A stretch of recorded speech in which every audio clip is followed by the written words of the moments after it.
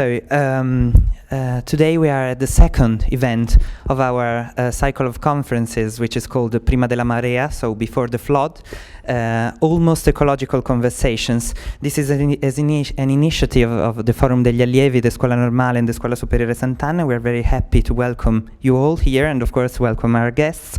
Roberto Buizza from the Scuola Superiore Sant'Anna, Myles Allen from the University of Oxford, and Hervé Treut from Paris from the Institut Pierre Laplace. They are all climatologists of international importance, and we're very happy to have them all here because this is really a unique opportunity for us all to learn something more about climate change. And so we'll try to address together with them three main issues or questions about climate change. So Roberto Buizza at first will try to answer the question about what's our knowledge about Earth climate today, so the state of the art about climate science and climate change. He is professor in physics at the Scuola Superiore Sant'Anna and is working to establish a new initiative on climate with the support of the Scuole Universitarie Federate, so with all the Scuola Normale and the youth of Pavia, we are working together to build this climate platform to learn more about our climate and Earth climate. Then Myles Allen, who is professor of Geosystem Science in the School of Geography and the Environment at the University of Oxford, where he is also head of the Climate Dynamics Group at the Department of Physics in Oxford, will talk us about the attribution of climate change, in particular in the framework of the Paris Agreement. And then finally Hervé Treut, who is as well of course a climatologist and has been the director of the Pierre Laplace Institute in Paris, will answer the question about how climate science can help the transition between the alert about climate change, and we are really there, and the search for new solutions. So trying to give also a perspective about trying to solve the climate issue. So I won't say anything more. I'm very happy to have them all here, and I leave the field open for them. So for Roberto, as I learn, he'll start. So thank you once again on behalf of the Forum and the Scuola, and enjoy.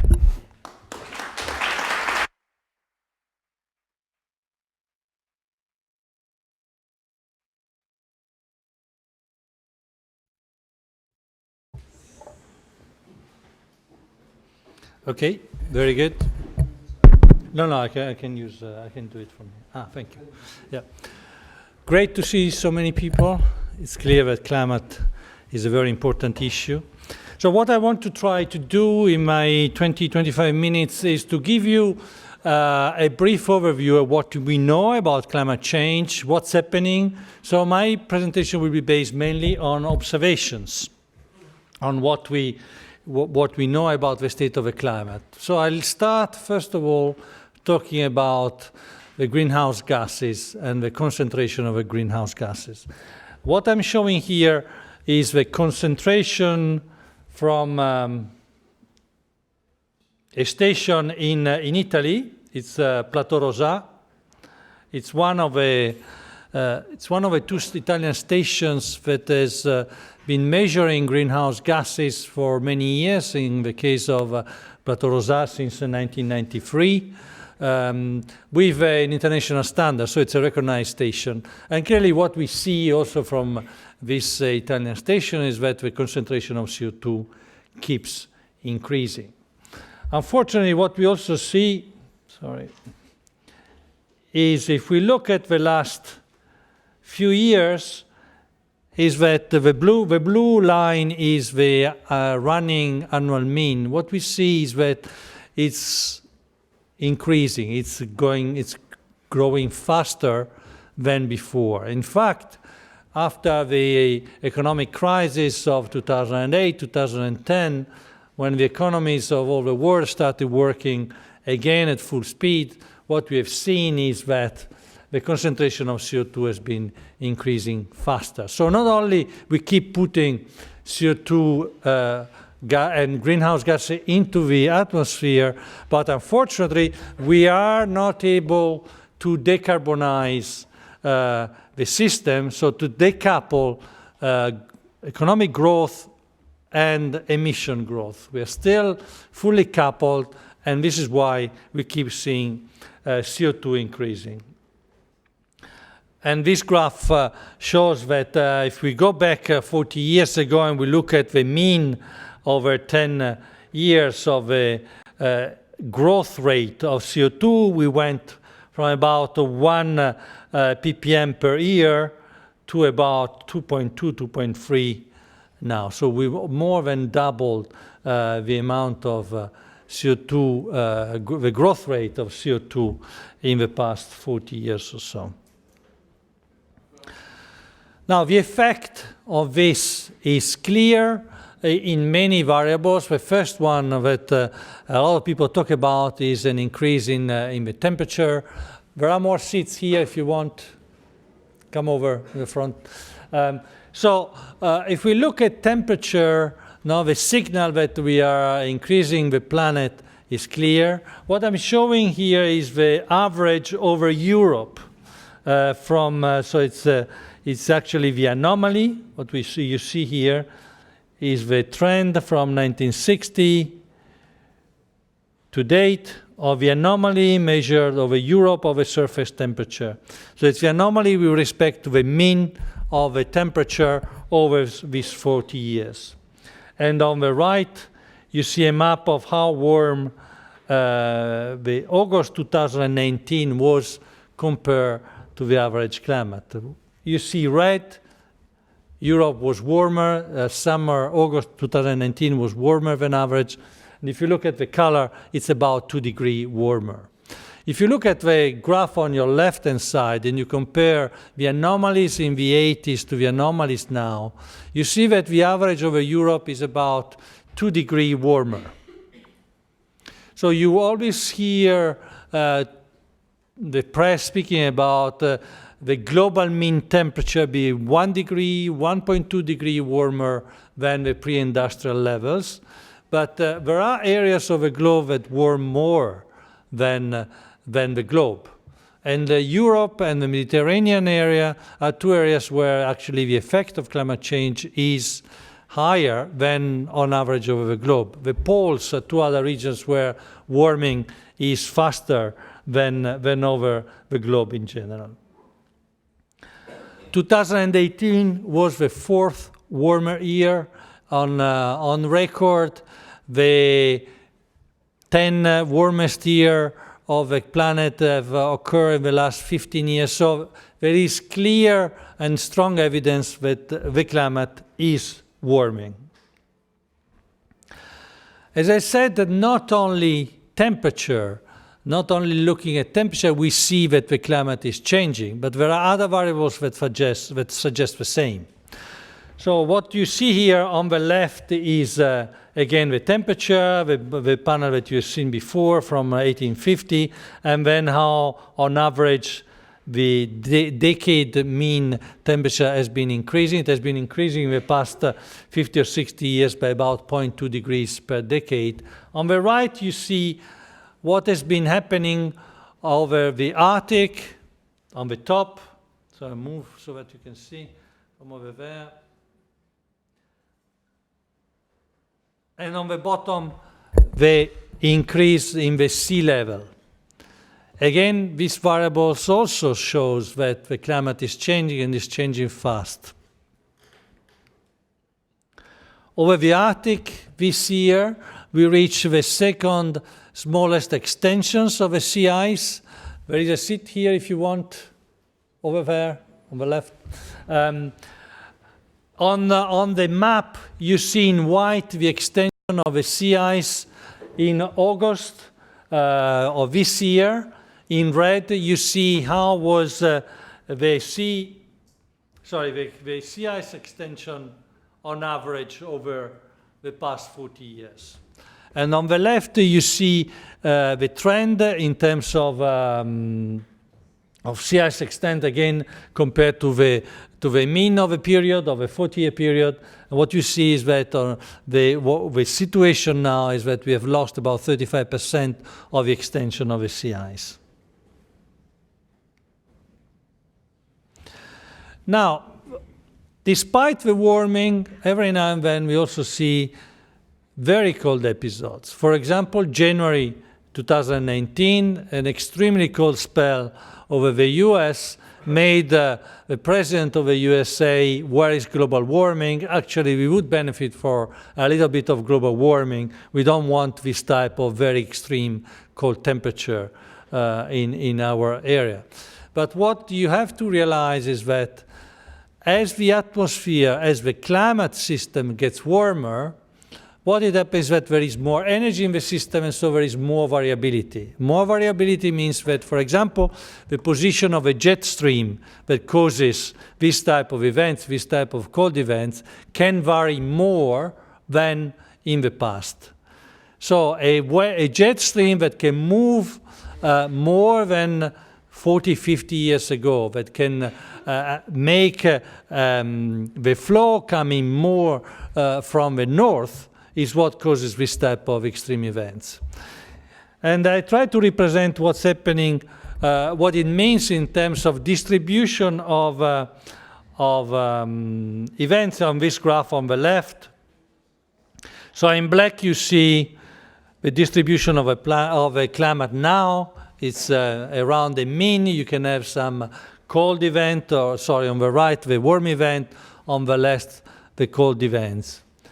With a warming climate, which is more variable, you have a shift of the whole distribution to the right. So on average, the climate is warmer. On average, most of the month will be warmer. The summers will be warmer. The intensity of the hot periods will be higher. The frequency will be higher. But because there is more variability in the system, also the tail on the left-hand side, on your left-hand side, can go up, which means that it's possible that we experience some colder events than in the past as well. Now, so people who denies the fact that man is responsible for what we observe always make two types of statements. The first one is that the Earth has already seen this type of concentration of greenhouse gases. And the second point that we make is that the Earth has already seen this type of variations in temperature. So with this graph, I'm trying to illustrate the fact that if we look at the concentration of CO2, we need to go back many, many years ago to find concentration of CO2 which have reached the level that we are now, which is 400 parts per million. So the x-axis is a bit strange. So here you see period from 1800 to 1900. Then you see period from 800,000 years ago to now. And then you see millions years ago. The reconstruction of a CO2 concentration has been made it possible by different studies using different methods. So the first few hundreds years from now, you could reconstruct the concentration of CO2 looking, for example, at the tree rings. Then to go further back in time, you could use ice core, an analysis of the concentration of CO2 in ice cores. And then further back into the past, one could try to understand what was the concentration of CO2 by looking at the fossils or the rocks formation. So what you see from this graph is that the 400 parts per million, which is what we are now, was observed only about 2.5 million years ago. Never in the past 2.5 million, the Earth has seen concentration of CO2 so high. Okay? The second point that I want to make is if we look at the pre-industrial level, so 270 parts per million, which is the level we were before we started putting a lot of CO2 in the system, we need to go back about 800,000 years ago to see the same level of CO2. So it's true to say that the CO2 concentration was oscillating between 200 and 270 for 800,000 years, but it has never reached 400 parts per million in the past 2.5 million years.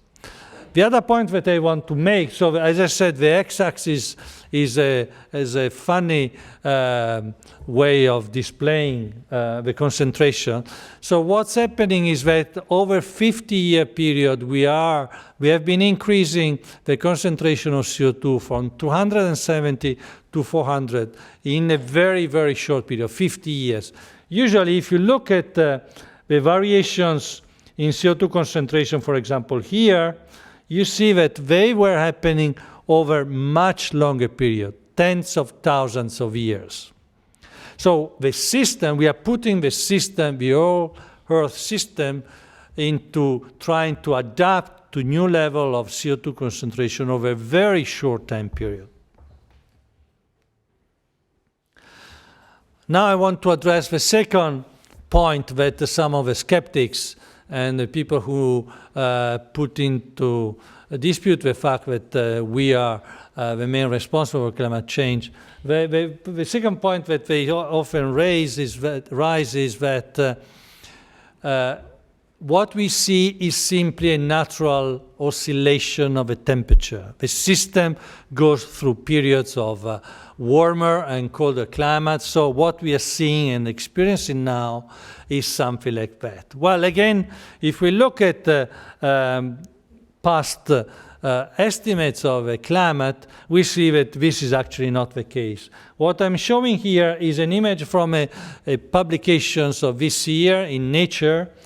There is a reconstruction of a temperature over the past 2,000 years from 8 different type of analysis. You see a confidence interval. The confidence interval, so the amount of uncertainty on the reconstruction is clearly higher if we go back to before, say, 1900, 1950, because at that time one needs to use the very few observations that are available and then, again, reconstruct the temperature by looking at other indicators. As you can see, on the last 50 years, the range of possible temperature is actually much narrower because in the last 50 years, 100 years, we have a lot more observation. This is what makes the uncertainty around the estimation of a temperature anomaly much smaller in the past 50 years compared to 2,000 years ago. So what you can see is that in the past, there were oscillations, but if you look at the range of oscillation, we are talking about 0.2, 0.3, maybe 0.4 degrees maximum. Again, the other point that I want to make is that the oscillations were happening over periods of hundreds of years. Okay, while now we have a warming of 1.2 degrees as by the latest observations over a 60, 70 year period. Okay, again, the climate is responding to the forcing we are putting into the system, this increasing greenhouse gases, very, very fast, and much more than what it did in the past, which is to say that natural variability alone cannot explain what we observe. The other point that I want to make is that clearly the problem is very complex. And no one claims that addressing the decarbonization of our activities is easy, because most of human activities contribute to the increase of CO2. So if we look at this, is a graph from IPCC AR5 report of 2014, and the big percentages are more or less similar today. So electricity and heat production contributes to about 25% of emissions, transport 14%, industry 21%. The use of land, which include agriculture and farming, 24%. So more or less all human activities are contributing to an increase in greenhouse gases, which means that if we really, really want to reduce emission, we need to look at the complexity of a problem and try to work on all different aspects of what we do, how we produce goods, how we produce food, how we move around, how we live, the insulation of our houses, the amount of energy we use to live, so our lifestyles, if we really want to reduce the concentration of CO2. Now, who is responsible for the situation now? I just want to throw in some thoughts based on an analysis of the emissions of CO2 per capita. Per capita means how much CO2 each person has been emitting. I think that this is a more just way of looking at the problem of reducing the emissions than looking at the global emission of a country.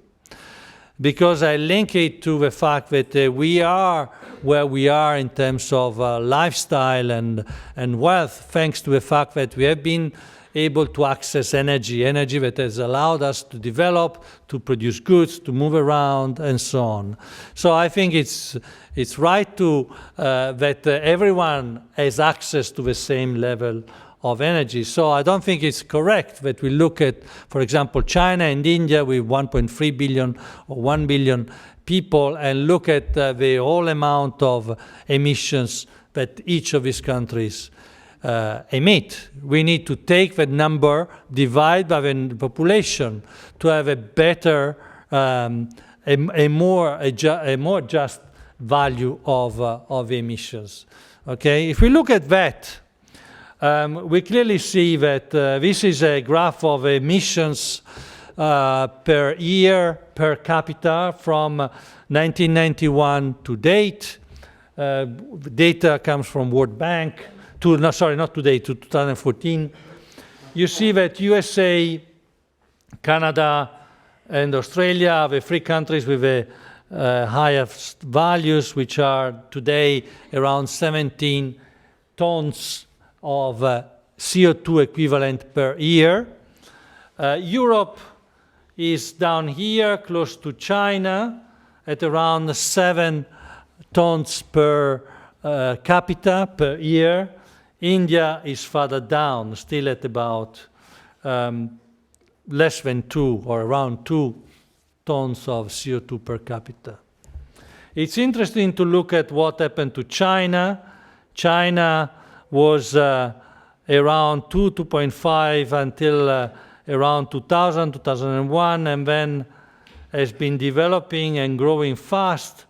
A lot of industries have been moved to China. We have been benefiting from the fact that goods cost less because we moved production to China. Clearly, China, to be able to produce the goods that we are all using and wearing, had to have access to energy, again, because the energy production is linked to emissions. This is why the amount of emissions, even per capita over China, has gone up.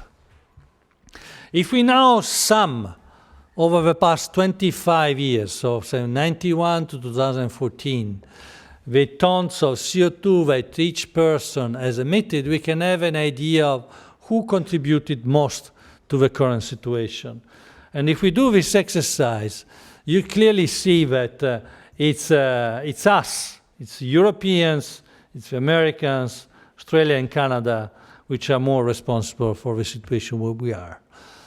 And this is why often when I talk about climate change, I try to argue that we have been very responsible for where we are. We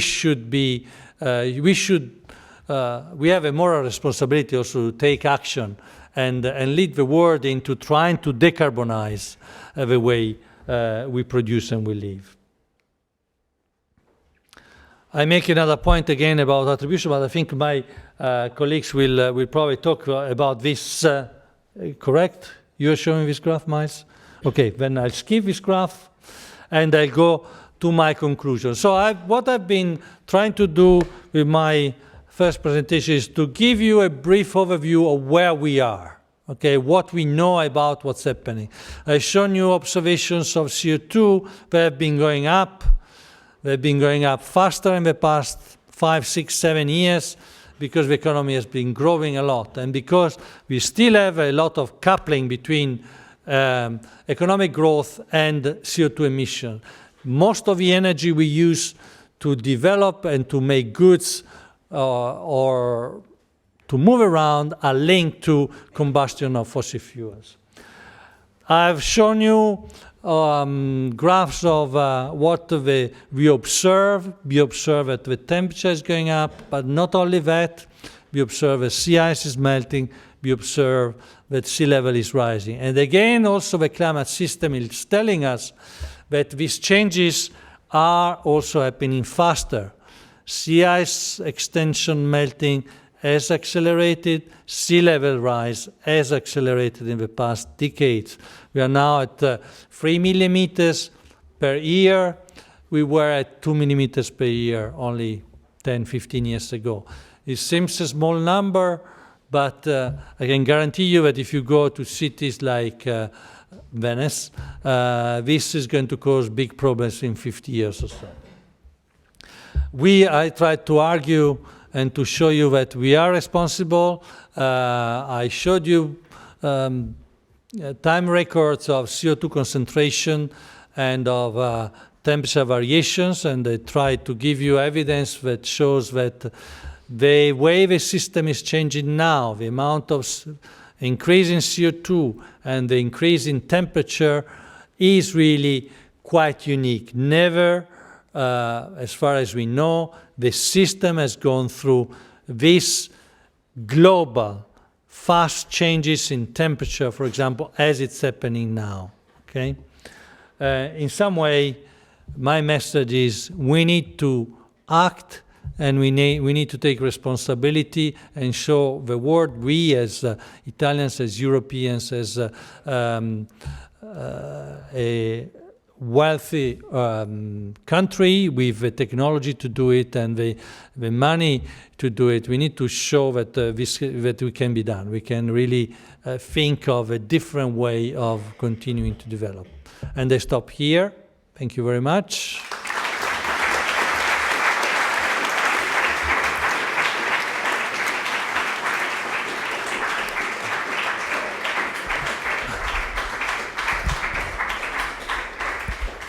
Thank you. So the plan is that we will take questions at the end. So first we do the free talks and then we'll take questions. Now, for the people standing, there is one seat here. I don't know whether maybe some more chairs are coming in.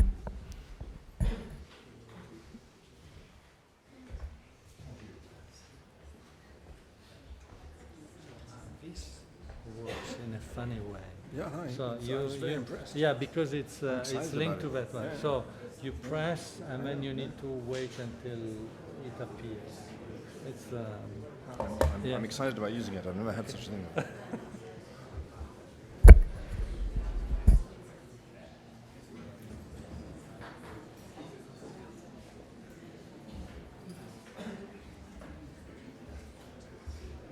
Okay.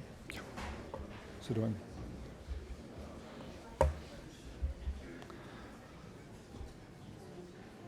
Thank you very much, Roberto, and thank you very much for the invitation to speak in this remarkable place. And I always feel I should apologize for speaking in my native language, particularly these days. So I appreciate you humoring me as an English speaker, going with an English language meeting. Roberto was giving you the overview, and he is challenging me to give you some more controversial ideas about climate change. So I took that one on. And so while everything Roberto told you, I think you should basically you should agree with all that.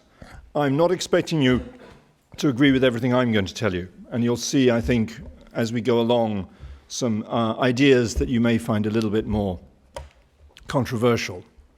But I'm going to start off with some areas of science that are relatively uncontroversial, but I'm going to talk about this responsibility question. In the end of Roberto's talk, he talked about our responsibility, and closely linked to the notion of responsibility is, of course, the notion of blame.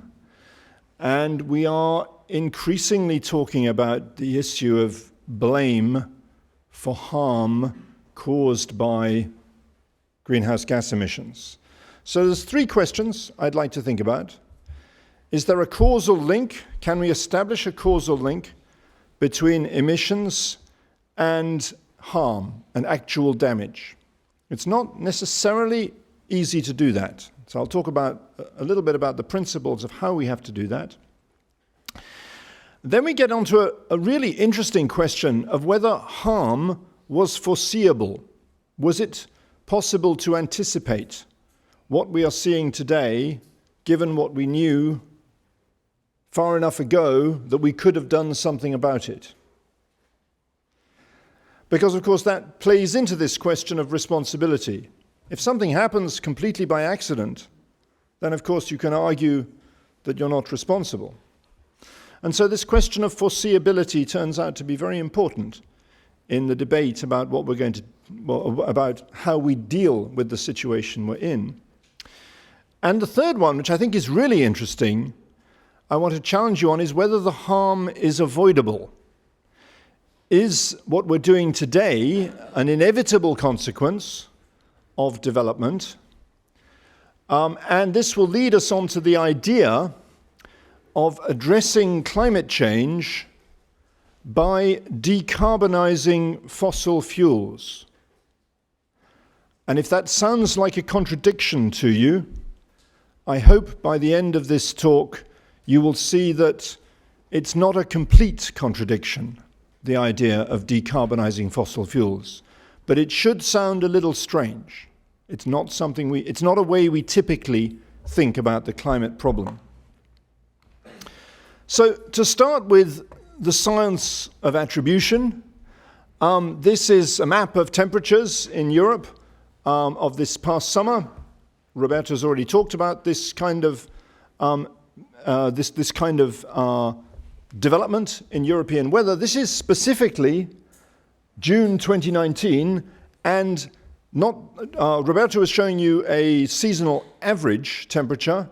This is the highest 3-day daily mean temperature. Seasonal averages don't kill people. Temperatures like we had this past summer, and as we had in the previous summer, and as we've had in the past in 2003, can kill. And that's where actual harm starts to emerge from the weather. We don't face deadly weather in Europe very often. We used to, but of course we've insulated ourselves from the weather quite effectively. In other parts of the world, the weather kills much more often than it kills in Europe.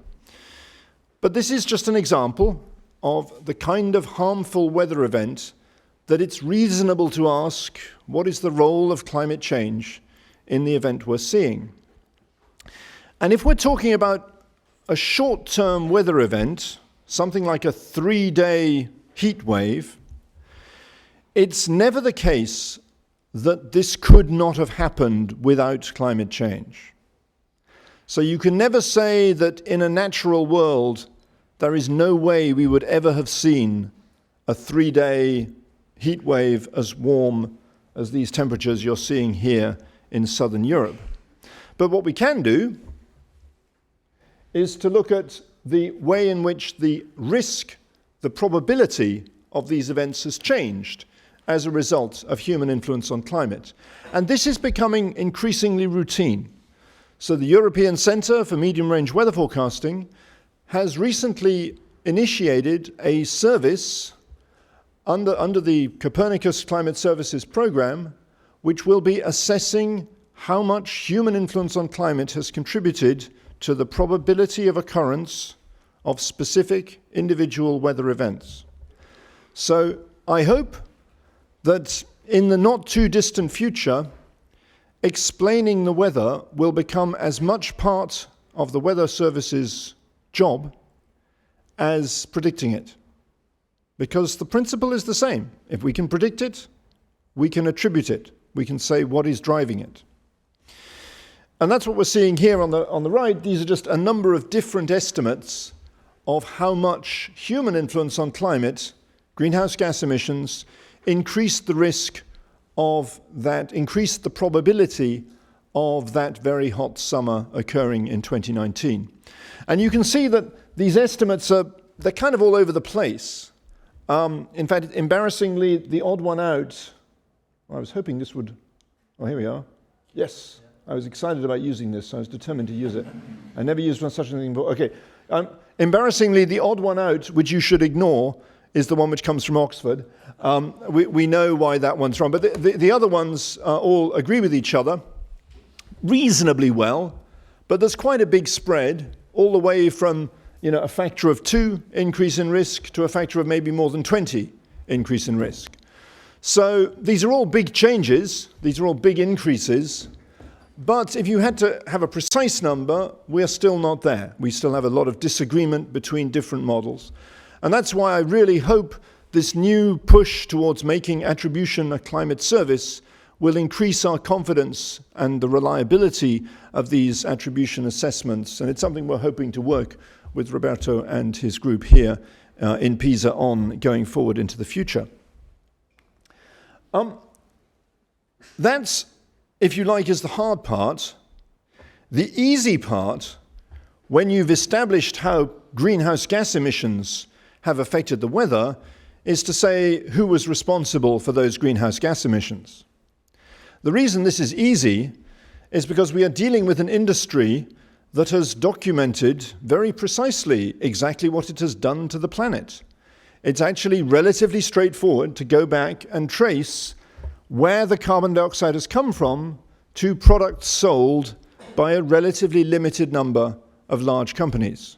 You may not be able to read all the names of the companies on the left here, but they are the usual suspects. Chevron, Aramco, BP, and so on. So we know where these greenhouse gases, we know where the carbon dioxide has come from, and we can trace a large fraction of the excess carbon in the atmosphere, certainly which was put there over the past 100 years or so, to products sold by a relatively small number of major companies. And I will come back to why this is important at the end. So we can do the causal link, and then the question is, was it foreseeable? Was the harm we are seeing now, were the events we are seeing now from climate change foreseeable? And as evidence that it was foreseeable, I like to go back to this figure, which is from an internal report by Bill Nordhaus, produced in 1977. And the curved line you see on the right, which I'm sure he did this by hand. You see that sort of, he just drew that, okay? And then that was his estimate of what global temperatures had done up to the mid-1970s. So notice that in the 1970s, global temperatures were cooling slightly. But they knew that carbon dioxide was going up. They knew what to expect as a result of carbon dioxide going up. And so Bill Nordhaus solved a very simple equation to produce the dashed line, which you see on the right. And that was his prediction of what he would expect climate to do in response to rising carbon dioxide concentrations from 1975 onwards. And this was a paper written and published in 1977. So on the right now, I'm showing you observed temperatures in blue before 1977 and in red after them. So there's no way Bill Nordhaus knew about the data in red. Okay? And if we just slide this over, you can see he did rather well. And it's not just him. The scientific community knew what was going on back in the 1970s. In fact, the scientific community knew that carbon dioxide, well, certain members of the scientific community were predicting that carbon dioxide would cause global warming back in the 19th century. But I think the science really developed and became generally accepted, I think, more in the 50s, in the 1950s and 60s. So this is foreseeable. By the way, Bill Nordhaus predicted that we would reach 1 degree this decade, around the middle of this decade, so he got that exactly right. He also predicted, under a business as usual scenario, that we would see a rapid acceleration in warming around starting this decade, and that we would reach 2 degrees in the 2040s. So we don't yet know if the second half of Bill Nordhaus's prediction is correct. Of course, that was a prediction he was making on the basis of a business as usual, steadily increasing emission of carbon dioxide. We have seen some evidence in recent years that the rate of increase in carbon dioxide is maybe slowing down, but as Roberto pointed out, the rate of accumulation of carbon dioxide in the atmosphere is not really showing any evidence of slowing yet. So time will tell whether the second half of Bill Nordhaus's predictions are correct. And the warming we're seeing is predominantly due to these ongoing emissions of carbon dioxide. So this figure shows the observed temperature in grey, the contribution from human activities in orange, and from natural factors, combination of changes in the power output of the sun, and from volcanoes in blue. And you can see that the warming due to human influence explains pretty much all of the observed warming since the 19th century. There's some uncertainty in that, plus or minus 20% or so, but our best explanation of the observed warming is that almost all of it is due to human influence on climate. And much of that is due to emissions made relatively recently. If I show you the dashed line here, 40%, so that the dashed line is the warming we would have seen if we had not emitted carbon dioxide from 1986 onwards. Okay? I chose 1986. These were slides prepared for another purpose. A particular internal report in a particular company was produced in 1986, which showed that they knew what was going on. So warming induced by carbon dioxide emitted since 1986 is responsible for 40% of the warming we've seen today. So this is just assuming everything else is the same, just removing the impact of carbon dioxide emissions since 1986. So it was foreseeable, and it's attributable to emissions which are traceable to a relatively small number of major companies, and a lot of it is due to emissions made relatively recently. So, is it avoidable? So many people argue that the warming we see results from emissions that are a completely unavoidable consequence of the production of affordable energy. So this is the Sustainable Development Goals of the United Nations, and clean and affordable and clean energy, put that way round. I'm sure that was discussed at some length, whether it was clean and affordable, but no, they decided it was affordable and clean energy, is goal number 7, well in advance of goal number 13, which is climate action. And so the question is what we're doing to the atmosphere an unavoidable consequence of the provision of affordable and clean energy? If it is, then you might argue it doesn't make sense to talk about responsibility because what is happening is inevitable. That was actually an argument made by the District Court of California in a case last year in which the cities of San Francisco and Oakland took a number of those major fossil fuel producers to court for the impact of the products they'd sold on global climate, more specifically on the risk of sea level that was causing the cities of Oakland and California and San Francisco to have to increase their sea defenses. I was involved in that case providing scientific evidence to the judge. It was probably the most terrifying experience of my career. The case was lost by, well, it's under appeal, of course, because these things always are. The city's lost that round. I'd like to say not because of the science, but because the judge, I'm quoting here directly from his finding, he said, questions of how to balance the benefits of the energy produced with the harm caused by climate change are not the job of the courts. So, in a nutshell, he said he accepted all the science, he was fully comfortable with there being a causal link between these emissions and the sea level rise and all the arguments that were being made, but he said it's not my job to say whether anyone was to blame or to say whether there was any blame attached, because this is essentially, he was saying that this was an inevitable consequence of the provision of energy. And this is the part, okay, so I'm not a lawyer, but I'd like you to think about whether we agree with his finding. Of course, just to give you something to think about,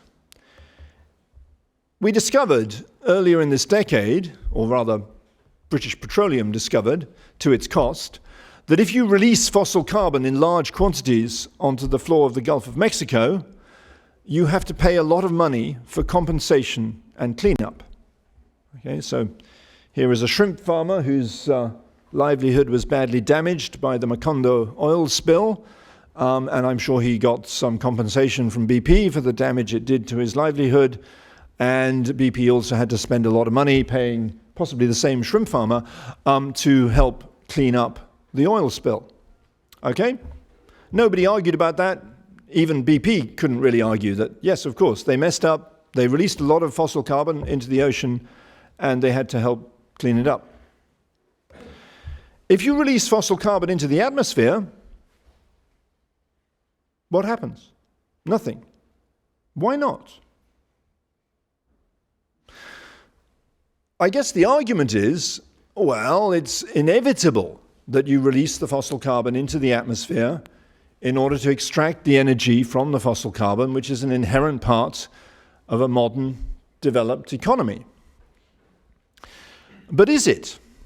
Is it really inevitable that extracting energy from fossil fuels results in releasing fossil carbon, perhaps we should say dumping fossil carbon, into the atmosphere? It's important to remember that if you dump fossil carbon into the atmosphere, it stays there forever. So we are at the moment using our atmosphere as a landfill for CO2. Every ton of CO2 we put into the atmosphere today will be continuing to influence the climate in 100,000 years' time, unless we or our descendants actively take it out again. That's how permanent what we are doing to that is how permanent carbon dioxide emissions are, their impact on the climate. So is this damage to our atmosphere avoidable? Is there a way of decarbonizing fossil fuels? Well, here is a very familiar sort of figure of mitigation scenarios. So these are just scenarios from the last IPCC assessment of futures in which we avoid warming more than 2 degrees. We keep temperatures well below 2 degrees in all of these scenarios. They start in 2010, but then, as you can see, they all come down. And all of these scenarios go down to the level of the grey, which is the case where we are taking as much carbon dioxide out of the atmosphere as we are putting into it. So that grey line shows the level of net zero. That means that for every ton of carbon that's put into the atmosphere in the form of carbon dioxide, 3.7 tons of carbon dioxide, so that's if you burn carbon, you get 1 ton of carbon, you get 3.7 tons of carbon dioxide. 3.7 tons of carbon dioxide have to be taken out of the atmosphere again and disposed of primarily underground, back in the lithosphere, back in the geological storage. So in all of these scenarios where we solve the climate problem, we achieve net zero fossil fuel emissions at some point this century. Very few of these scenarios involve actually stopping using fossil fuels. What actually happens is that fossil fuel use continues, but it's compensated for by CO2 being taken back out of the atmosphere. So another way of putting exactly the same scenario, another way of presenting exactly the same scenarios is this. And you probably won't have seen, I'm sure you've seen this figure before. If you've been to any talk on climate change, you'll have seen some picture of emissions going down, okay? But I suspect you might not have seen this figure before. So this is a different way of showing you exactly the same information. In the vertical now is the fraction of carbon we emit that we re-inject into the lithosphere. The fraction of carbon that we dig up, that we take back out of the atmosphere and dispose of underground. So this has to reach 100% for net emissions to reach zero. That's just saying the same thing twice. Yeah? And you can see it goes up very predictably in all these scenarios towards 100% and reaches 100% at some point in the second half of this century. And crucially, within a few decades of starting any cost-effective pathway to limit warming to well below 2 degrees, we are burying back underground 10 to 20% of the fossil carbon we burn.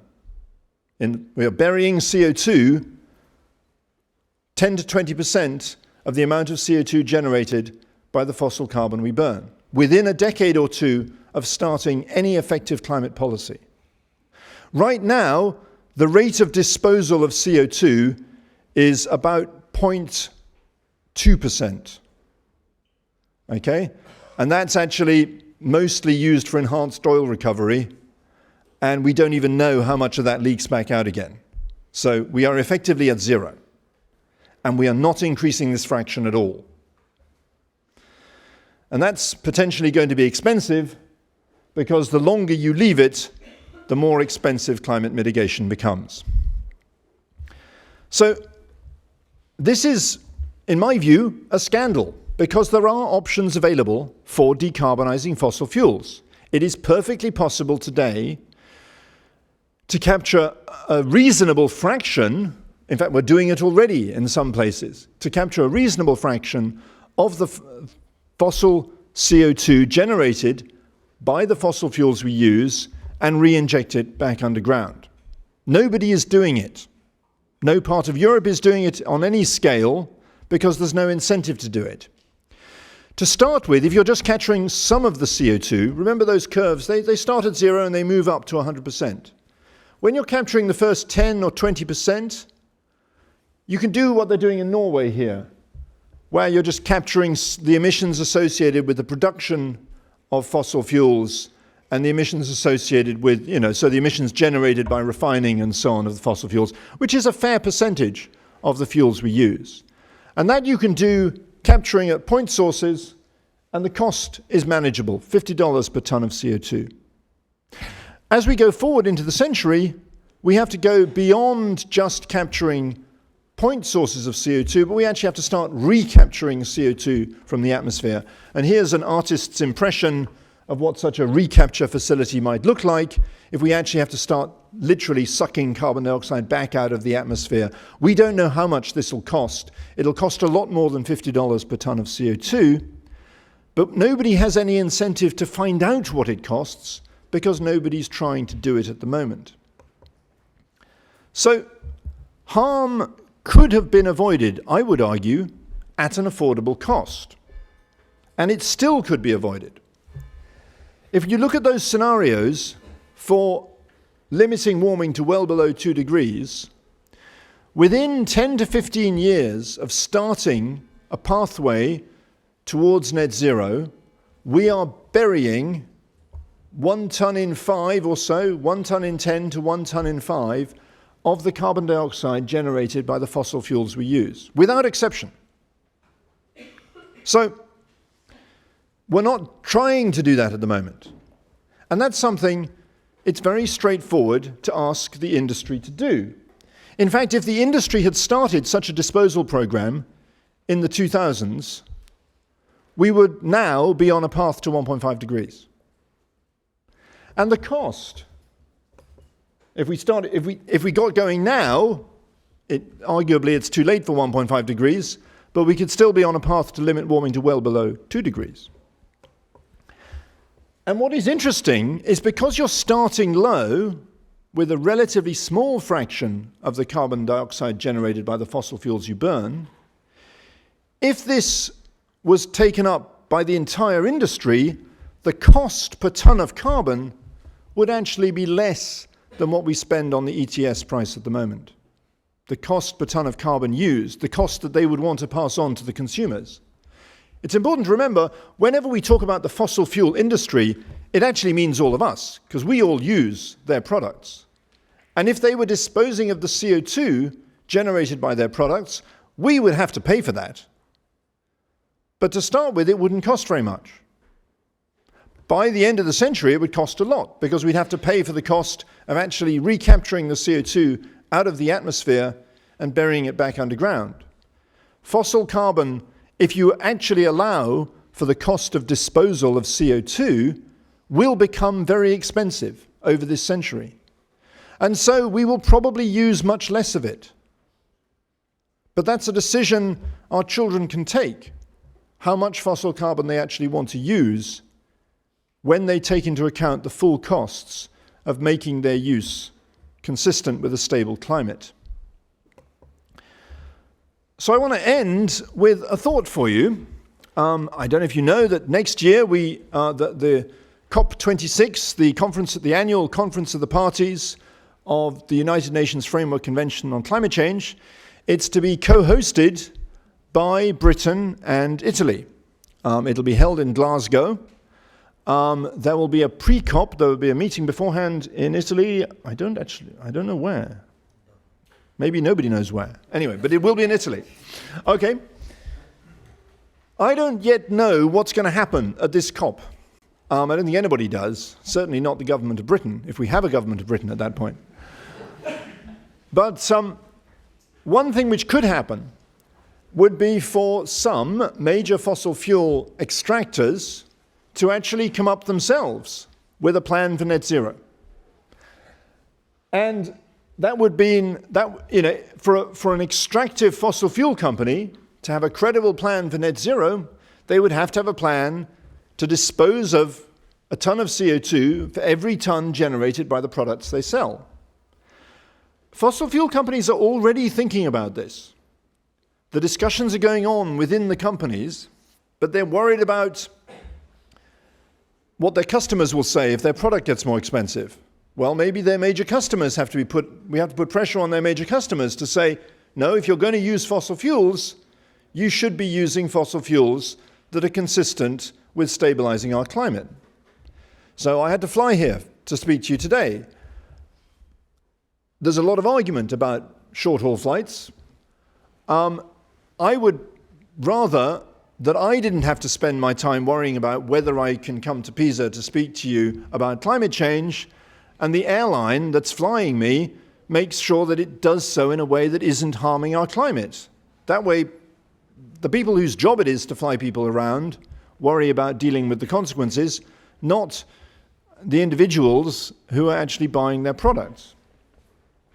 We could also take up this issue with investors. Investors could require the companies they invest in to have a plan for net zero, to have set out a pathway whereby they will get to the point where their fossil fuels will be fully decarbonized. Governments would have to get involved, of course, to monitor and verify what's going on, but this is not a global governance scheme. This is something that could be done within a relatively small number of major consuming countries to start the process of building a net zero world. And of course, just to circle the whole thing all the way round, there will inevitably be some companies who say, no, they're not interested, they're just going to carry on selling the old kind of fossil carbon. And then it'll be the job of the lawyers to start the class action suits whenever the weather turns nasty at any point this century. Thank you.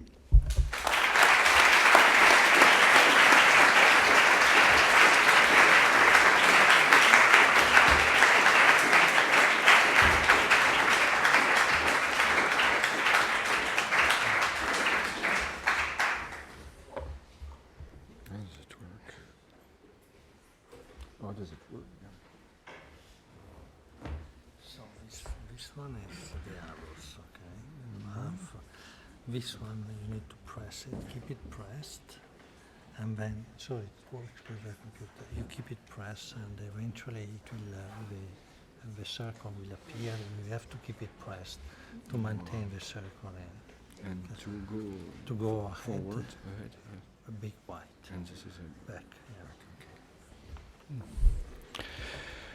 yeah. Okay, so I also thank you for this invitation. Maybe I do not apologize for speaking English or in a different way. This is not my native language, as you will. But I would be pleased to speak Italian. I speak Spanish with Argentinian accent, which is but close to Italian, but it's not Italian. So what I'll try to focus on is now some other way to look at the future of what climate may carry, and I will do that with a perspective which is slightly different, because maybe because I am first of all a modeler of climate change. So let's say a few words about what I have been doing as a scientist, and then I'll go to the content of my talk maybe more clearly. I am a physicist. I've been working about climate change for almost 40 years now, and I began very early when I was a student at École Normale Supérieure in Paris. And what I have been working on is basically creating, for many, many years, creating models that would tell us something about the future of climate, the future of what may happen due to greenhouse gases. Well, we didn't speak about greenhouse gases back in our laboratory 40 years ago, but it began a bit later, very maybe 30 years ago. We began to be thinking about the dangers of those gases. So I'll first try to show how the alert was shaped by some examples of climate model results. So it will be a way to look at the future. I think what models are being designed for is trying to give some idea of the future, and I'll show some examples. And then I will come to an experience I had more recently, in the last 10 years, in my home region of Bordeaux, in which I was asked to look at what could be the results of this global warming on the local area, and it's agriculture, it's many activities that take place there. And I was very surprised by one thing, which was the fact that my science I've been doing for many years, was almost not used by people. I mean, all the kind of decisions which had been taken in this Bordeaux area had been taken with many criteria, but never by the resort to science. And that led me to consider things a bit differently. That's what I will try to say at the end of this. So let me begin by a few indications of what we got in terms of information through the models, and also through some data.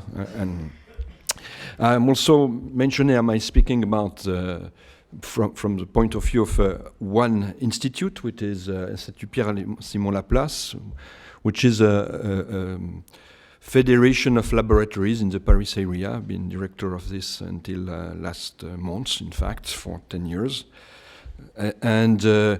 The idea was to look at the climate system as a whole. Climate system is a complex system. You have the atmosphere, the ocean, the ice, and you want to look at that with specific tools that consider the whole aspect of this model. And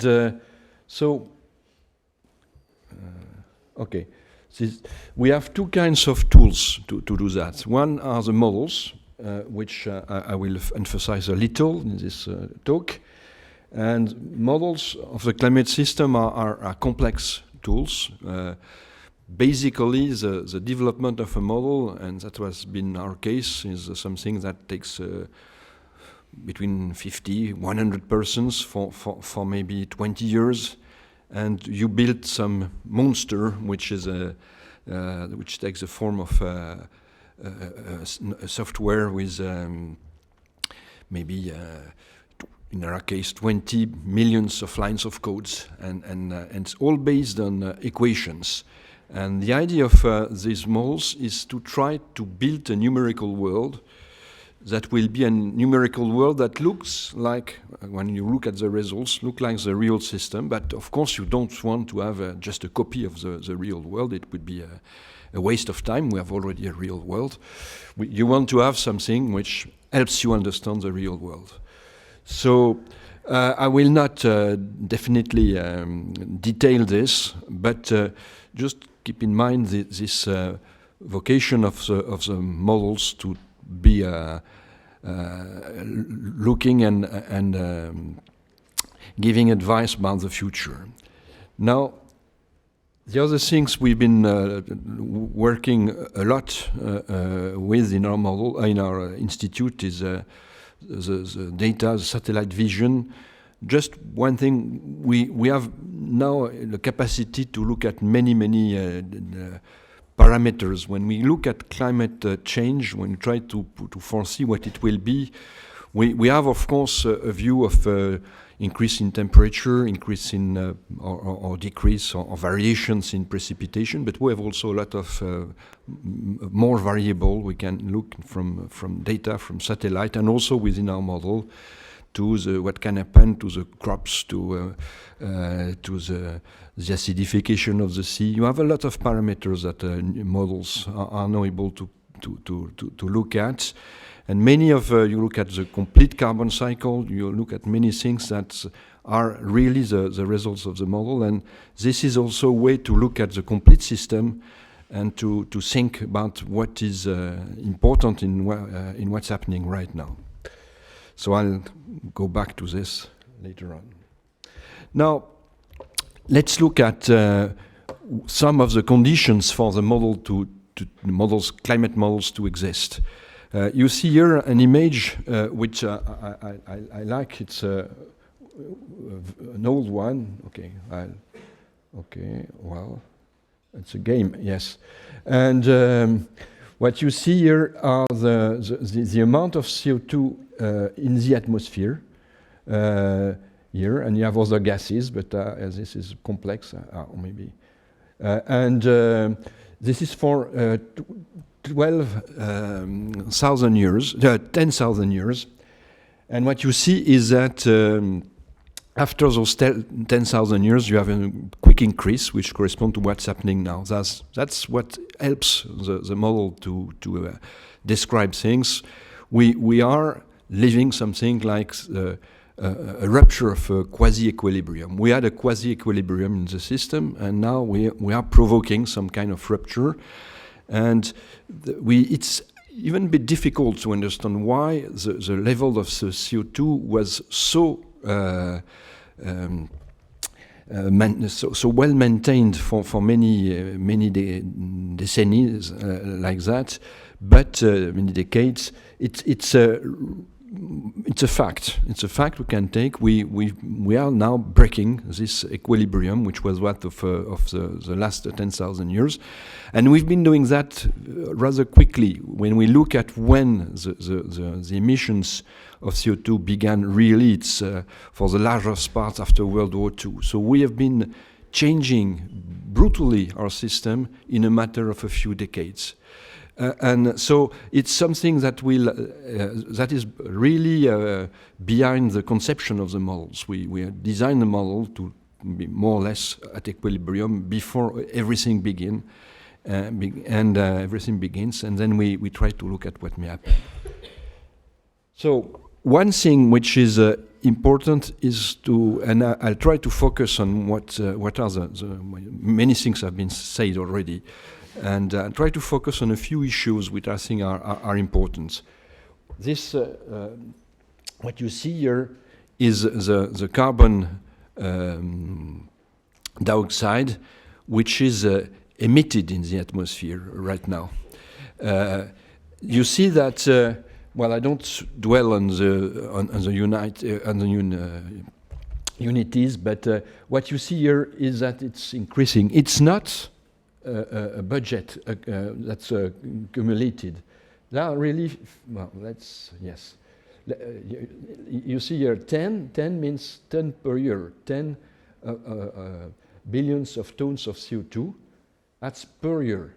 And when you see 40 here, that's also per year. It means you are putting CO2 in the atmosphere now at a rate which is 4 times more, and if you want to consider a bit earlier period in the century, it's more than 10 times more than what used to be sent in the atmosphere just before World War II.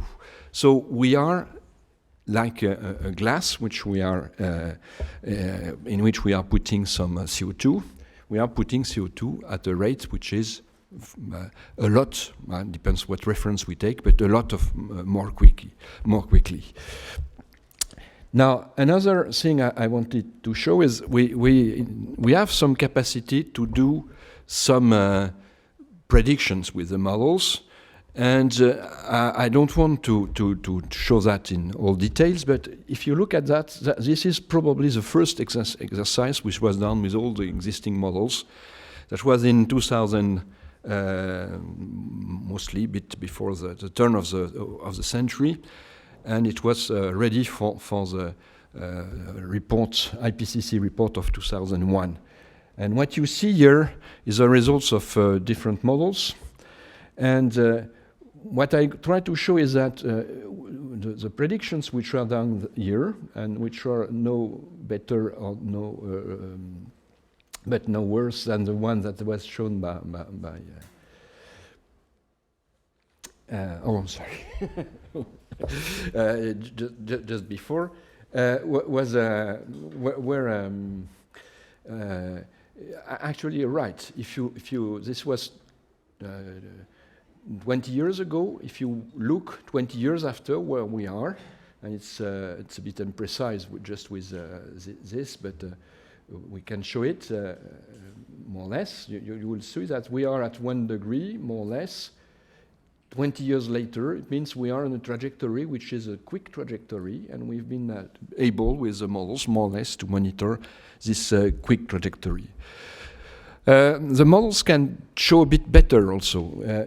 I'm trying to use these two images to show that we have really a capacity to forecast some of the future with the models. You have, in fact, two worlds. Above, you have a world which is a numerical world. It means that when you look at the warming, which is above, so it's I don't look at figures because they don't represent exactly the same kind of processes. One is a virtual change, the other way below is a real change. But the virtual change is a change that has been computed with equations. There is not a single measure of temperature there. It's how the system, regulated by our equations, is able to simulate what will be the fate of the planet later on. And you see that you have a geography of the warming, which is the one of the curve upward here, and sorry. And you have also a geography of the warming on the left, on the right below, which is that of observations in that kind. So there is some similarity between what the model has predicted for the future and what the observations have shown. I say that because it means that for a number of things we may rely on what the models show, on what we know by also the type of approaches that was described before. So we are now in a situation where we should worry about the future. And I think I will show we don't worry that much about the future. Okay, so this is an increase of temperature we have already seen. I'd like to insist on the fact that I will try to insist on the fact that we are living in something which is rather irreversible for many aspects, at short term, at least. And, well, there is one feature in the system that we didn't talk very much about, which is the ocean. The ocean is now storing heat quite deeply in the oceans and in the bottom of the oceans also, so in the upper layers, and also in the bottom of the oceans. This is a result, you see, well, the numbers are not speaking really clearly, but what you see is that a large part of the heat which is produced now by the warming due to greenhouse gases is being stored in the ocean, because you have a storage capacity, which is much higher than that of the ground or the atmosphere. And this is also causing some kind of irreversibility. So we have various types of irreversibilities in the system. This is one, and I'll try to show some others. No, I'm going in the wrong direction. Sorry, I'm very awkward with.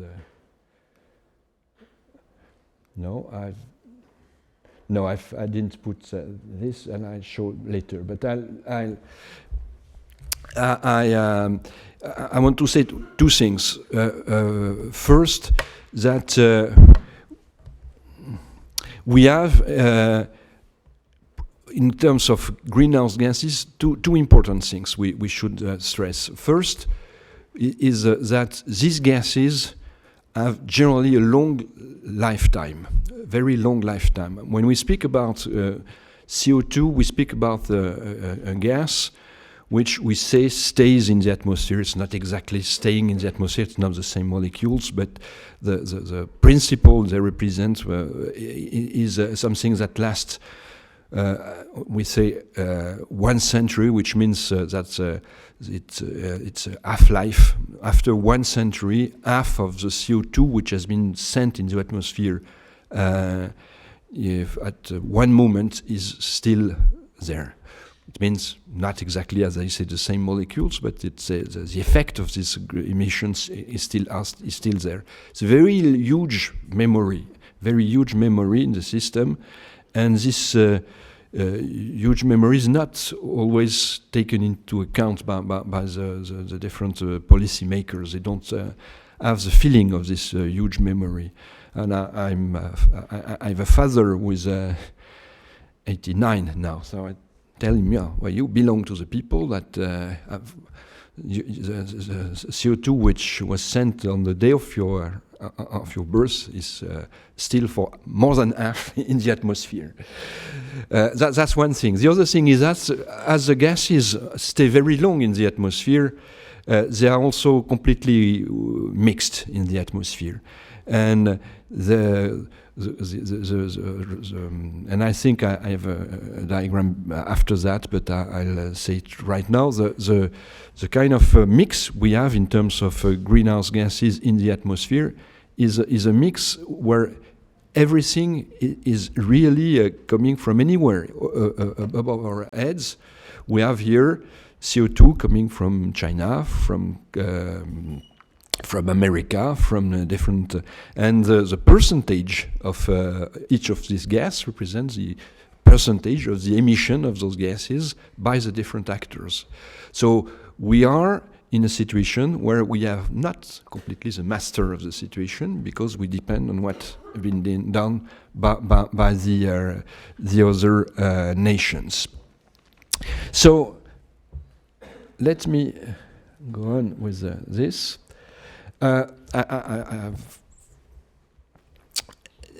think when we consider that, we are forced also to consider that the solutions will be difficult to find for reasons which do not belong only to the world of climate science. And this diagram, which I show very often, and is a very, I think, illustrating, but a bit complex to explain. But I think it's very important. It was done before the COP21 for an IPCC report, and I think it corresponds very well to what was the people of the IPCC and people of the COP21 in Paris wanted to do.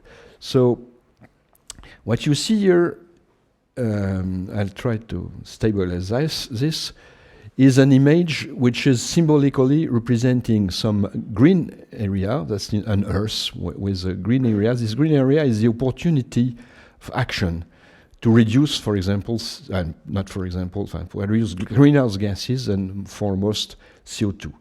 And you have also yellow or red contours, and they represent other problems. And I think it would be a big problem to think that the climate issue is the only one we are facing. I think that's probably, as time is going on, we are facing a situation where we have other strong issues. And maybe issues which are, in some sense, more important. What we've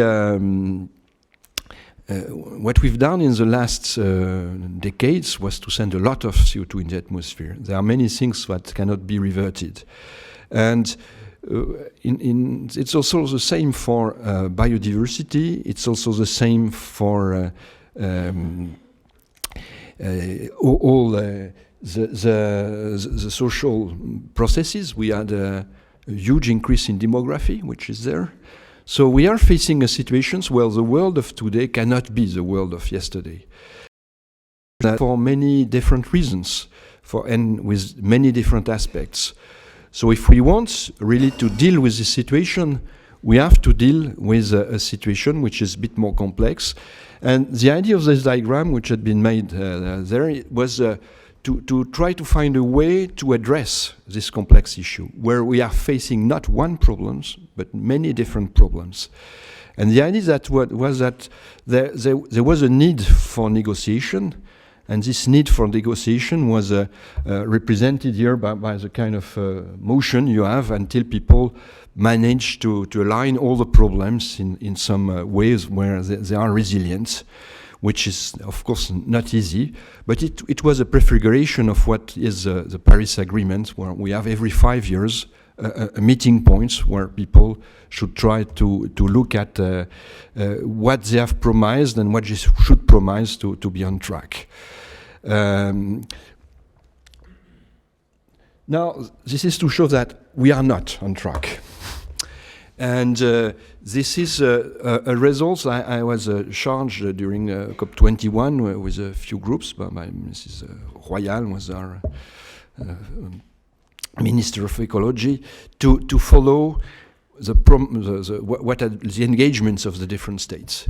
And these engagements, we could try to look at them in real time. Most of them were sent well before, but no, not most of them. Some of them were sent well before. Many of them were sent just before the COP21.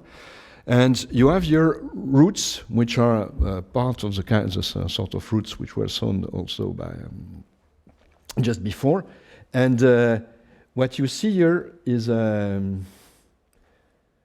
Myles, you see here these routes, which one has to follow to stay under 2 degrees. And they are routes of emissions.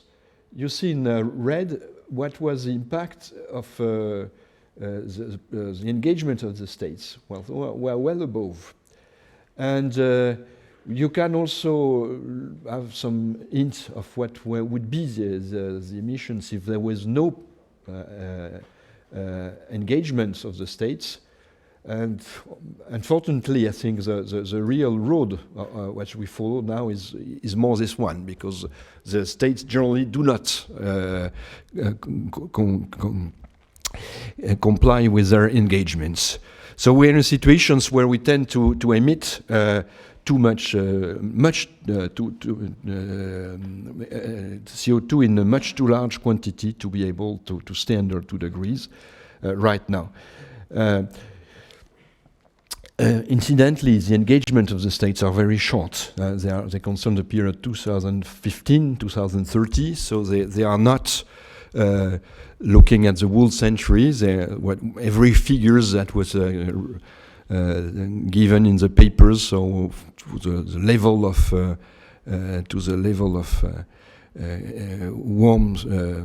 warming that we could reach before the end of the century, is something which was a bit invented from 2030 to 2020, to 2100. So this is the situation, and I must say that this is a situation which is, of course, worrisome. And one of the things which I found important to stress is that when we think about that, we have the different nations that do not fulfill what they have promised. And we have here this diagram, which was a bit at the heart of what COP21 wanted to do.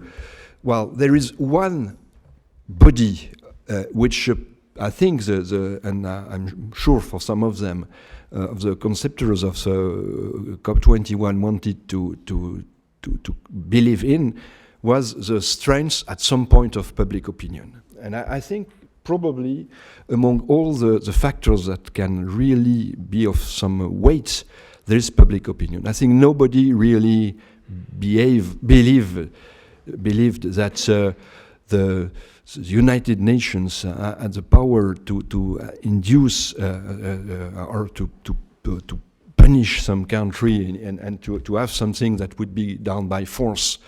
And that's obviously not only the weakness of the United Nations, but also of our common governance of the world. Well, we do not agree on many issues, and there are no ways to make us agree on those issues. And the only body that can maybe help is the public opinion. So, in a way, having the public opinion, understanding what is going on is extremely important, And I realized that this was something missing when I was a bit commissioned at a point by people in my home city of Bordeaux to look at what were the results of climate change. So I would skip this. This is just to show, well, I'll not skip it completely, but I'll go quickly. This is the kind of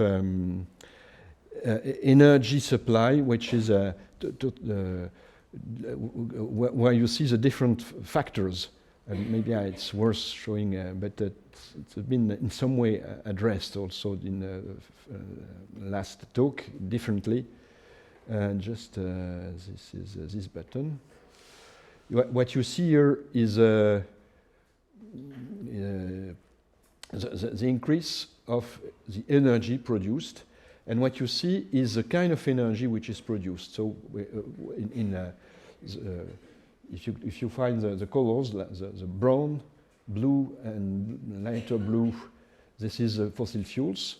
You have nuclear energy, you have hydroelectricity, you have everything which is linked with the soil in different ways, and in pale green above you have the sum of solar energy and windmill energy. So what we have to do in principle is to replace the fossil fuel energy by some mix of all that, or by economies, by soberness. So this is what is at stake. So what I think is that probably the virtue of imposing things probably will not be enough.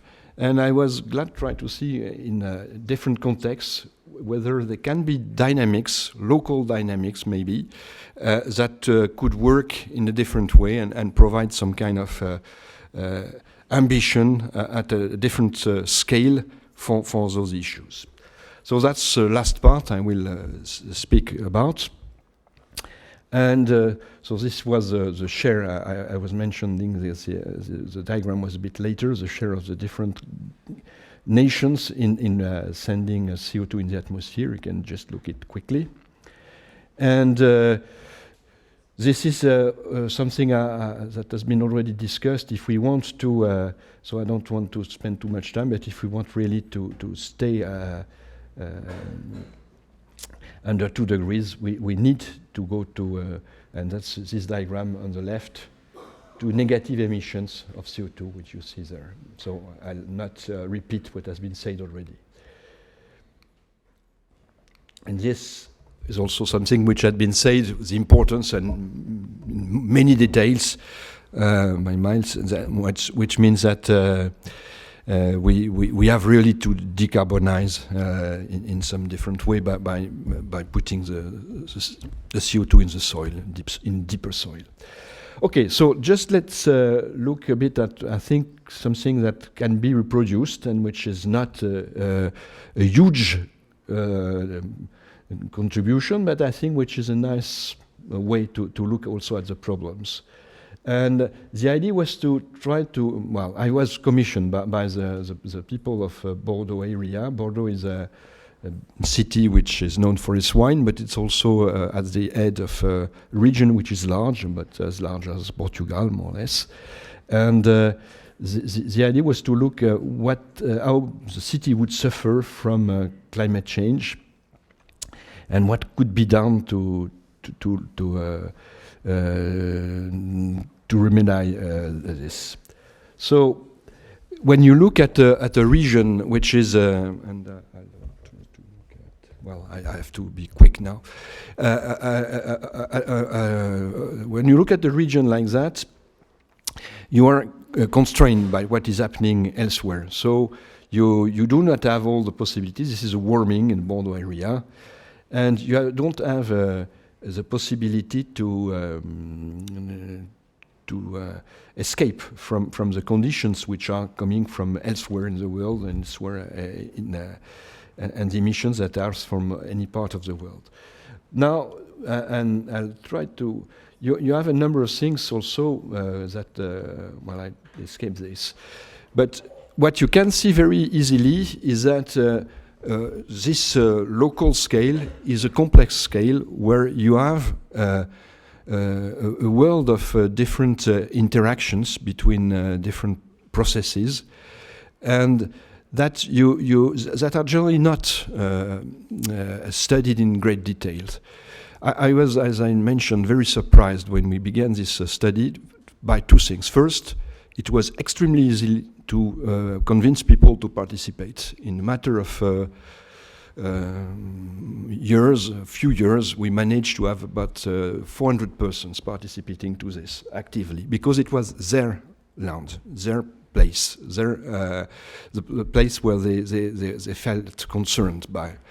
And they were, all of them, senior scientists, and all their students were also, in a different way, concerned by that. The other thing was that so far, everything that has been done in this region had not been utilized, had not been used at all to take decisions. So, and if we want to take decisions, we need science in some way for at least 2 reasons. We need science to forecast a little what will happen in the future, where you need the tools of science. Without some science, you cannot do. And you need also science to be able to look at the systemic character of what is happening. If you look just at and I don't have time to get into details, but if you look at for example, the water cycle in a region like that, it's something extremely complex. And if you want to find solutions for managing water in a region like that, in the context of climate change, you will have to look at how this water cycle functions at the level of the region. And if you want, therefore, to try to consider what it means to have a climate change somewhere. Climate change is a result of housing, of transportation, of agriculture, of local production of greenhouse gases, and local production of greenhouse gases is that of renewable energy, principally. So, in fact, we have in a region both the problems, but also the solutions about that.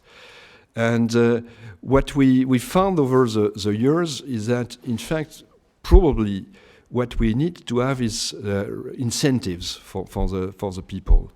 And what we've been doing, and I'll try not to pass too many slides now. What we've been doing is trying to go to many towns. We have a lot of towns and try to listen to people, try to meet people, try to find solutions. There have been possibilities when you begin to understand how systemic is a situation in a given place. You can make deals to exchange some possibility of having digs for the water, which generally the ecologists do not like, versus the disapparition of toxic products. Well, you can deal different things, which you cannot do if you're working in silos or also directly from the central decision at the top of the country. So what I think is that probably we should do more to try to provide incentive to people. The kind of reaction we have when we cross the different places is, well, we'd like to do something. We'd like to do something. What can you do? And if the answer is only, well, ride your bicycle, it's a bit short. I think that there are many ways to get interested in what is happening at many scales, and I think probably we should care about it a bit more than we've done so far. And we are in a situation anyway in which we will not rebuild the world of yesterday. We are 8 billion people almost. We are in a world which is made of citizens, of urban citizens, no longer working in the fields. We have to reconstruct all that, and we cannot reconstruct it without the people which are inside. So I think probably this is a view of the problem which I think need really to be emphasized strongly. And maybe to finish with this, I'd like to show one slide, and well, I was passing with the different kind of studies we made. We studied many parameters in the Bordeaux area, but I will not detail that. But there are just some considerations. We just have to do this in a situation in which we must realize that we are not in the worst case on the Earth.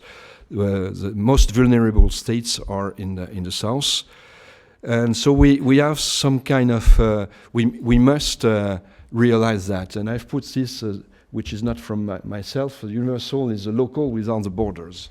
That's something I've translated from French, and it has been translated from some other language, I think Spanish.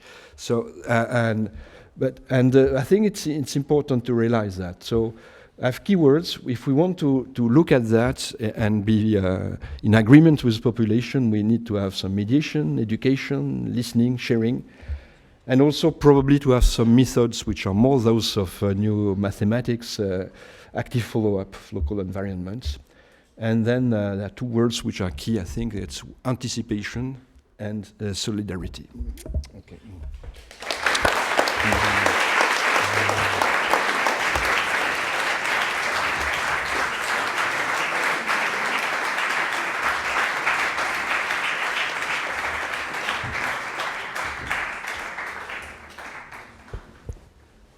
Okay, now I think we are happy to take questions for about 15 minutes or so. So if you want to ask a question, raise your hand and go ahead. I try to keep the questions short and maybe say who you are. And Yes. Yeah. Thank you. One remark is that no speaker did mention military activities. Military activities, my estimate is at least 7% of the total. Someone speak of 20%. So this, I think, is remarkable for any politics of change. The question is the following one. I am a historian of physics. I am a physicist. I was impressed by, as physicist, to have built nuclear weapons which can destroy mankind. I studied the movements of nuclear physicists for banning nuclear weapons. But if you read the Einstein-Russell manifesto, you see that they qualify themselves as human beings. And as scientists, they think to have the duty to only scatter information. So my question is to all the speakers, which role are you giving to them yourselves? As scattering informations for public opinion that after will do something, or as promoting a movement which is necessary because the peril is very great? Thank you. Well, I could start on that one. I mean, I am first and foremost a physicist, and the job of a physicist, as Einstein told us, was to make everything as simple as possible, but not simpler. And I think actually it's something our community hasn't done a very good job of, is making clear to people just how simple some aspects of the climate problem are. If we want to stop climate change, we have to get net CO2 emissions to zero, which means we have two options.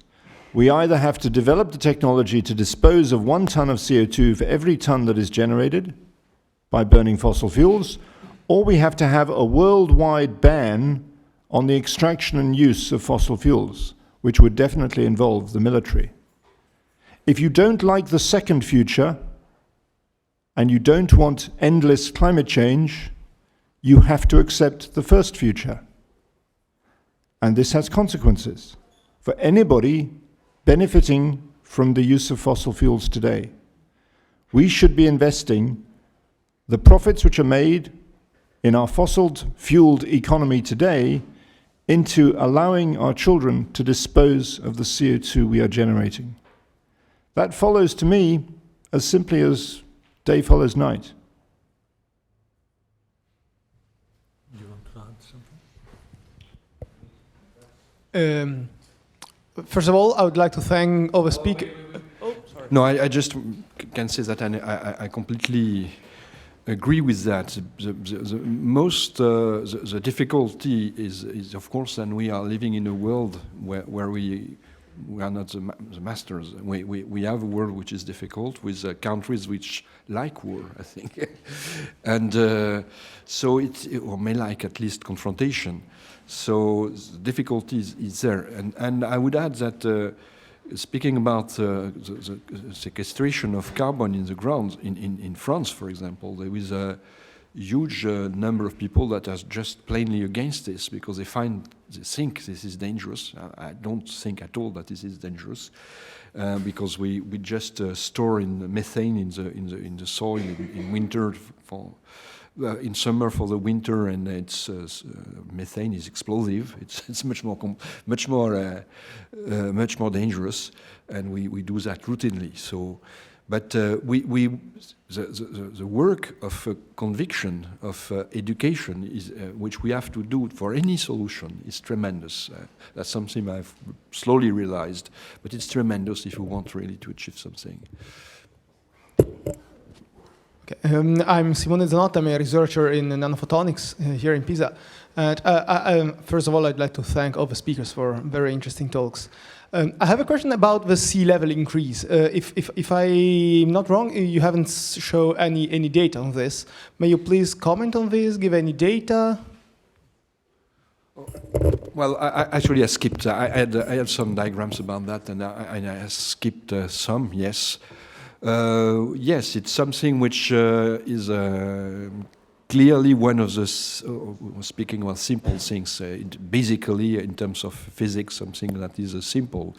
We have ice melting, and it's in glaciers, and it goes into the ocean, and we see clearly the increase of the sea level over time. We know also that the ocean is warmer and it takes also more space. All that is quite simple, and as it will have results which are important and that we already see. And so probably it's part of those problems that we will not be able to solve quickly when they are really active, and that's really what's happening with sea level. It means that for all the regions I was about to show, for example, in my country, you have one choice, and generally that's you struggle to stay where you are, and it means big investments which take time, or you just went away and you also need some time, and these are decisions which only are not being taken. At least in my country, I know in some other countries they are, but in my country they are not.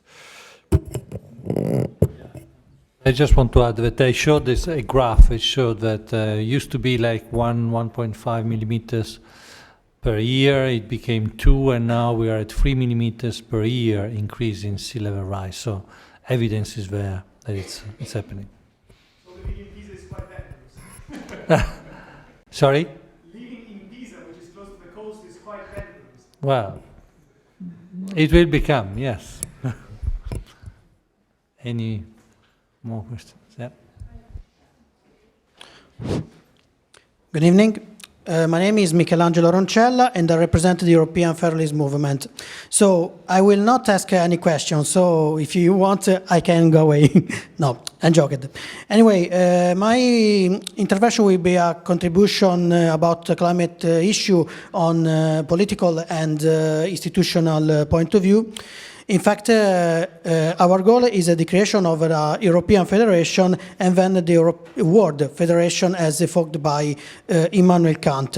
Initially, the purpose was to avoid war, but now is to face on global issues as the climate change, and we are finally at the topic. First of all, the fact is that we denounce the contradiction between the politics is at the moment at the national level, while such issues are global level. Now, at the moment is not possible to create a federal world government, but if we want to reinforce the European Union at federal type in a federal union, its role could be very incisive about the proposal and the application of a lot of tools as the carbon tax, and so such instruments could be more effective. Not only on environmental point of view, but other aspects as the energy policy, as mentioned,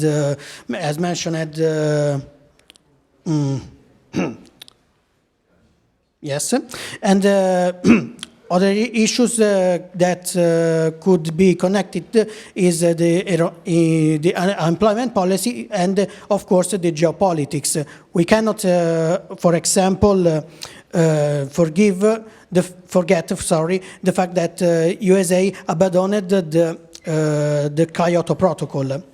So instruments and ideas and purposes. Sorry, can you ask us a question? No, I will finish it.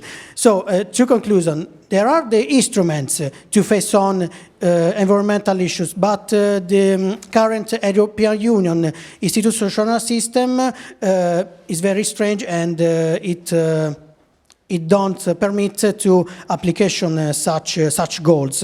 And the second is the difference between the responsibility of the cause and the responsibility of remedial action that is very diffused among the young people and the civil society. Thank you. I don't know, the comment that I want to make is that it's great. What I've seen in the last year is that the young people has actually started moving a lot and pressing the generation of my generation, our generation, the policymakers and the decision makers to do more to address this issue. Unfortunately, as you say, actions. There are a lot of plans to reduce emissions by 2030, 40, 50. But real actions are slow to come. But I tend to have a positive attitude. I think that if we work all together, I mean, the science, we are trying to do our job in understanding the science and communicating the science. If together with that, people and driven by these young youth movements, are pushing towards taking real action, I think we will get there. It's complex, it's not easy, but I can see that things are eventually slowly moving.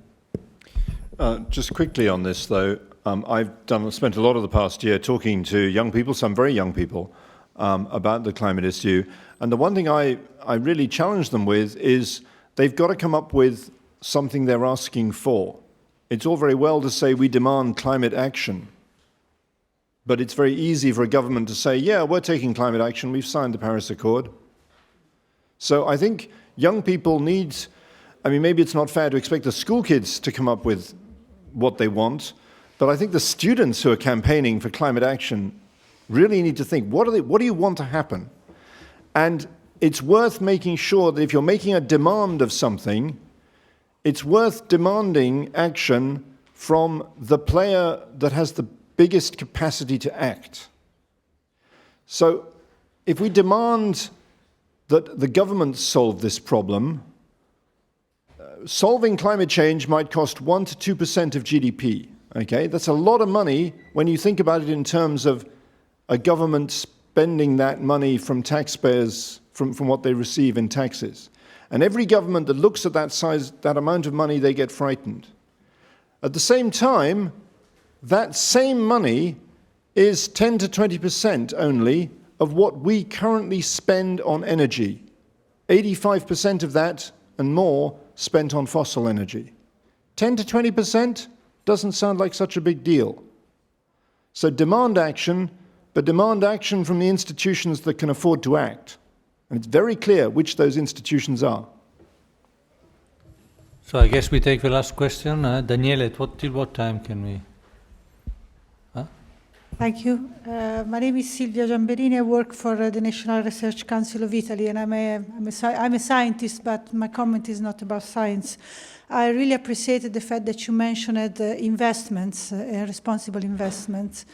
I am also a member of an ethical bank, a popular ethical bank of Italy, and I decided to do that about 10 years ago when I went to my investor and asked what did they do with my money? They couldn't answer. So I say, okay, I take my money off and I change. And I went to Banca Popolare Etica, and I invite everyone to do this, because I think that apart from economy, from politics, the real interest is economical. So we need to withdraw the investments from carbon-consuming economy and to foster this change. We have this power. We can do it. Thank you. Not to this exactly. I have no things to say, but We all agree. So we take another question. Okay. My question is simple. The global circulation models are not perfect, of course, and the results we get from them are slightly different as to global averages, more different as to details, small regions or other things. Now, my feeling is that the uncertainties on predictions, say, of the climate in the next 50 years are more uncertain because we don't know what will be the greenhouse gases emissions. That depends on economic growth, demography, technology, and so on. Then, on the scientific background for those predictions. Is it a too bold statement? no, I think I would agree with that. I mean, we've been probably reaching a step in the design of models that probably will be well, there will be progress, but what we've been achieving so far is largely enough to take many actions, I think. And even at a local scale, we never pretend that we will be able to simulate in detail what is happening over a given region, but that's what is at stake. What is at stake is to be able to prepare some future which would be safe. And so I think we have enough of that. My belief is that what we are lacking the most right now, apart from finance, is knowledge. In our country, again, I don't want to blame everyone, but and it's beginning to change. But very lately, the information given to even young students about what is climate, how it may change, is very limited, very limited.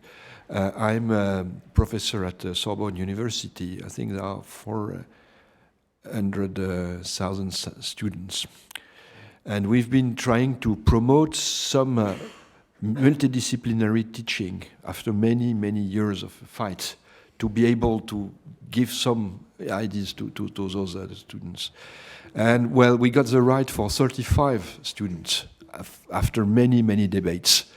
So this is the situation. There is a huge lack of knowledge on what it is, what it means.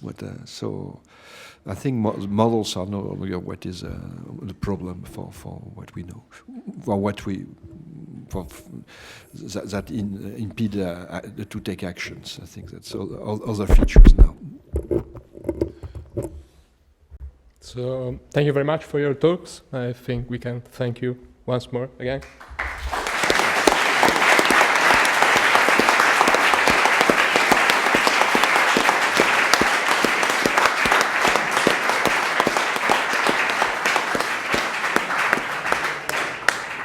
Thank you to the students for this great initiative.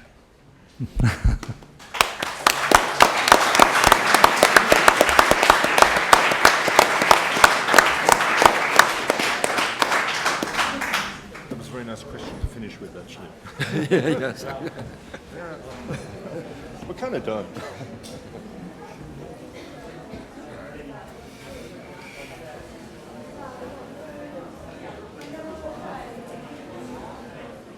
We are having the same discussions in Oxford about, because the students last year, there was a petition to the Vice Chancellor because they said that they were getting no teaching on climate change.